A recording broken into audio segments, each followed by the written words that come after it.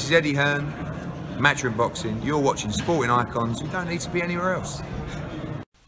Right, so there's an article here, and as always, I'll put it in the description box so you guys can go have a little read of it yourself, where it is explaining that Anthony Joshua will in fact not be attending the Wilder vs Fury fight next weekend, December the 1st, at the Staples Center, Los Angeles. And automatically, I know without even looking online, that there's going to be people out there saying, oh, Joshua's ducking, da da da da. But for me, listen, I want to go through some scenarios for you why I think it shouldn't happen and why I think it should also happen, okay? I'm going to be very, very fair in this video, okay?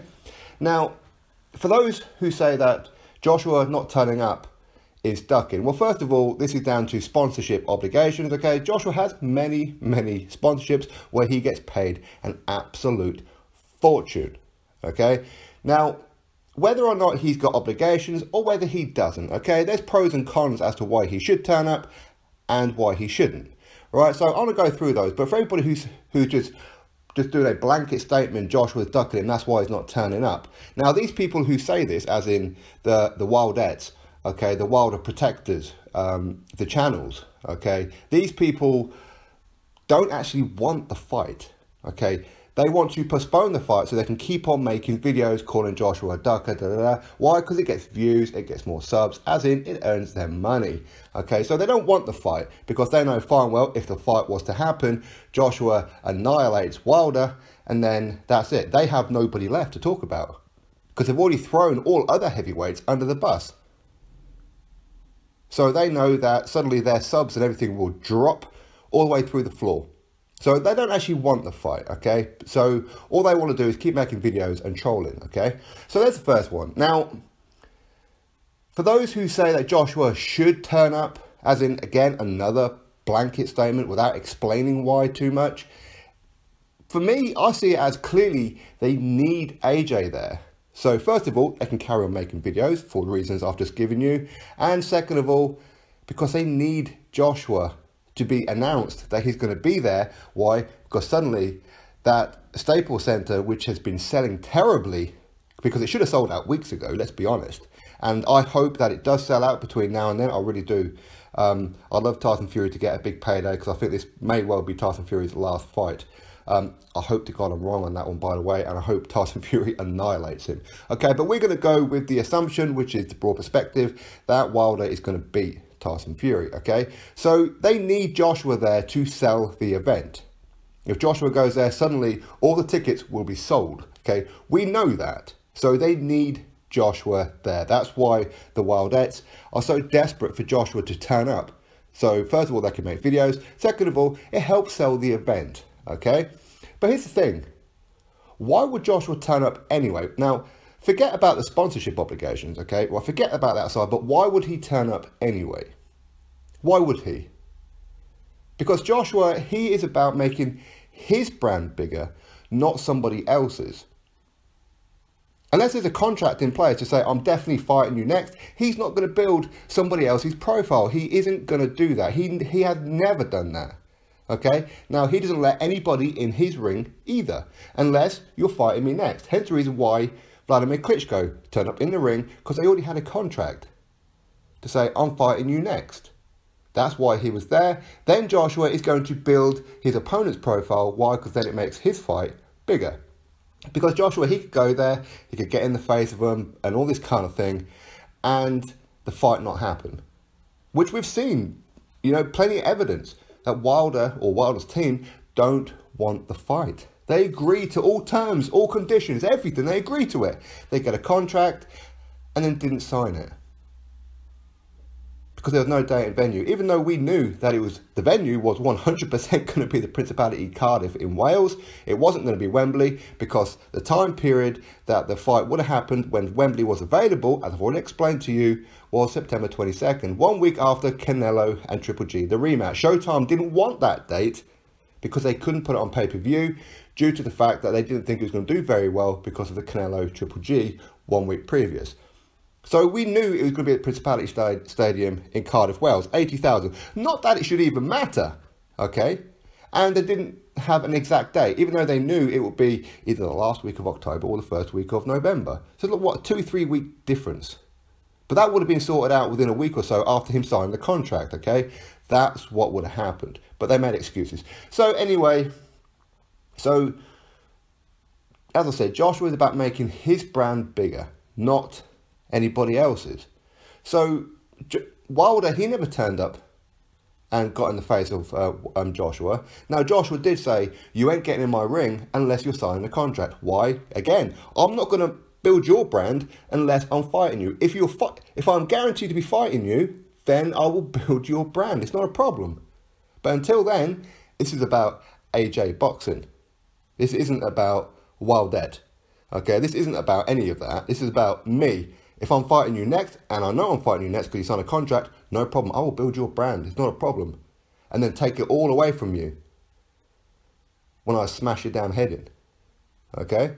And again, people say that, well, Wilder wasn't allowed in the ring, as I said to you, because there was no contract. And it's not a Wilder thing. And people need to realise that. It's not a Wilder thing. Joshua has consistently done this. No other fighter is allowed in the ring unless he's fighting them next. Only Klitschko has ever done it. Look at the last fight against Alexander Povetkin.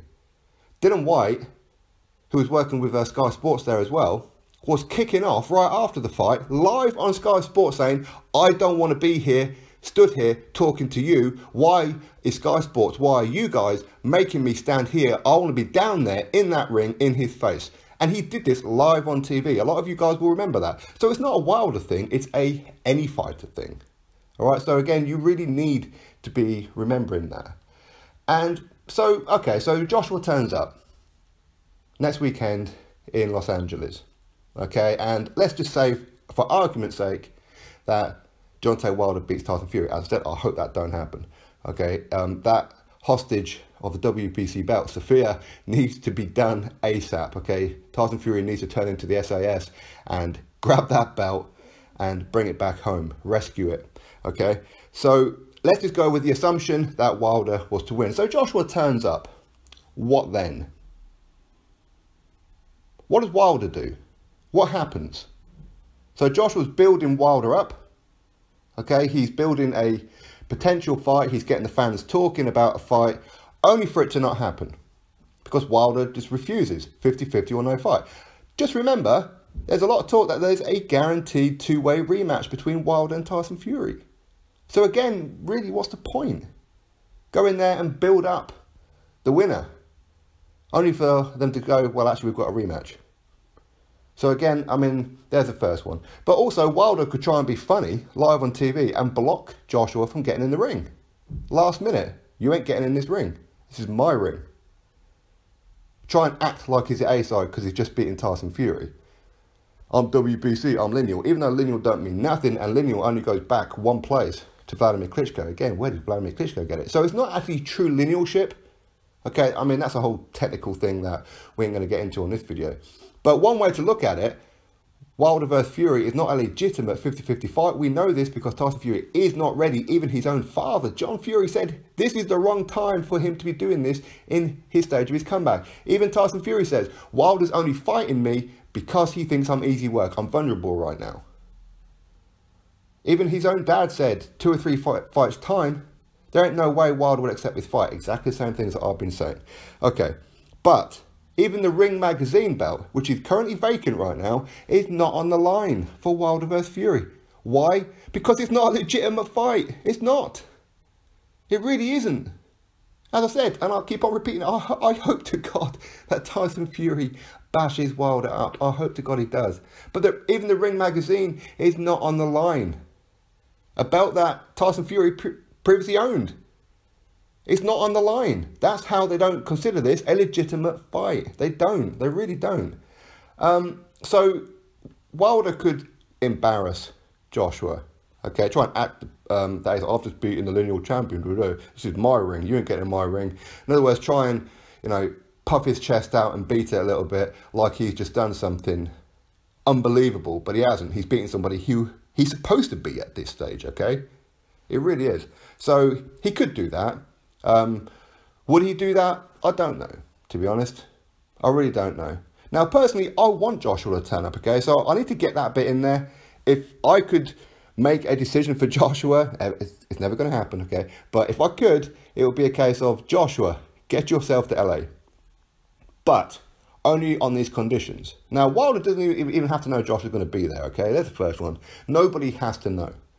Okay, now forget the fact that there's probably a two-way rematch with Wilder and Tyson Fury, which we know that there is, but let's just presume that there isn't going to be, okay? And Wilder can fight Joshua April 13th, okay?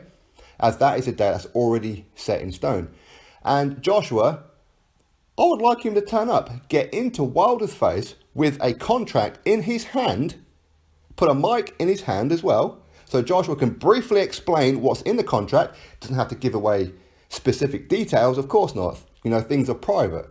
But say, listen, you know, here we are. You've just won this fight. I want you next. Here is a contract. The brief outline of what's in this contract is, we already know what the last offer was for $15 million. Okay. Now we do know, as 2-3 weeks ago, Eddie Hearn put in another offer, which was improved to the contract offer originally. Okay, so the latest offer is a case of, as far as I'm aware, I don't know about the 15 million, but I believe it's a higher one, but there's also a percentage attached to it.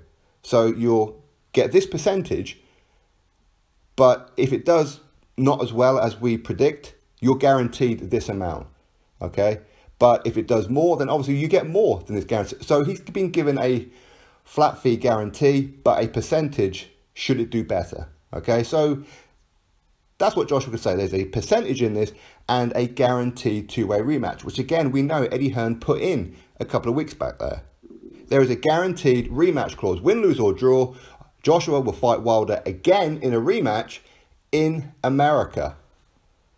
All Wilder has to do is sign this contract, put it in his face in front of his own countrymen. Here it is, guaranteed rematch, a percentage split with a guaranteed earning. What then?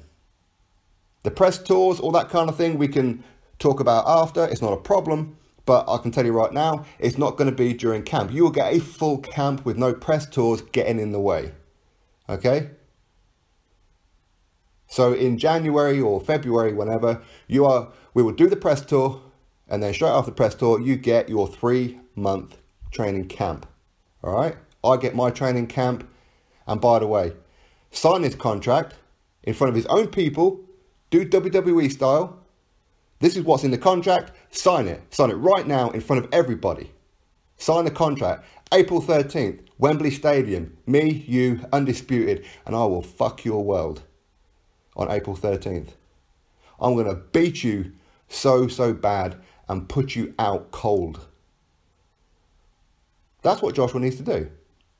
If Joshua turned up. Otherwise, there's no point in turning up just to get in there, have a bit of a face-off, trade a few words, and then that's it.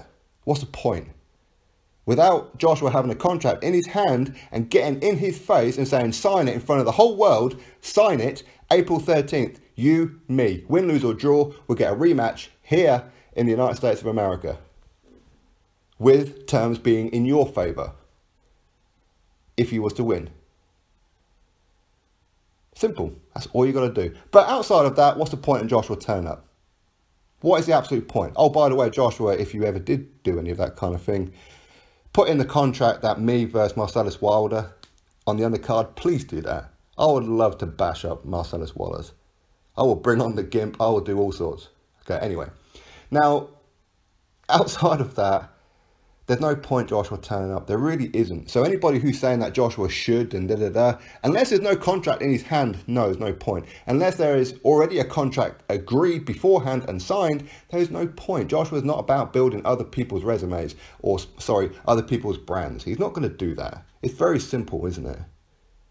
Anyway, you drop your thoughts below about it. Do you think Joshua should turn up? Now, I'm pretty sure if you're a Wildette, you'll say, yeah, he should turn up. Why? Because we need that event to be sold out. Even though it should have been sold out weeks ago. Yeah, we need Joshua there. Well, Joshua isn't going to just do that, okay? He needs something in it for himself. Him doing that isn't going to build his brand, is it? Just isn't going to do it. So anyway, drop your thoughts below about it. Drop yourself a comment. Click that thumbs up. And, of course, subscribe. Catch you all on the next video.